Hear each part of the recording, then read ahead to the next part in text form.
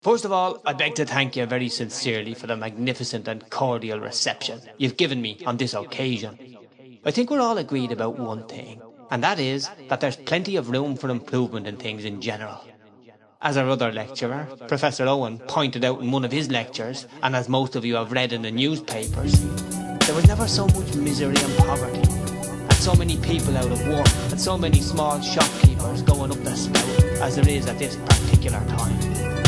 The culmination in the great oration, carefully retracing today's situation all the way back to early foundations, slaves BC to AD's, plantations, feudal nations, capitals, industry, to communism's brief Pyrrhic victory, the civil war to the end of history, the Cold War, back to modern misery, empire symmetry, all killing millions, death camps, gulags, wars on civilians. Now America's wars cost trillions, when feeding the starving would cost billions. Dear citizens, we're not given solutions, we need much more than new constitutions. Fuck reforms from elite institutions, we need more protest and revolutions to smash all illusions till you see it shifted, cause the status quo hasn't always existed. We can change it all if we all resist it. The future's unwritten and unscripted.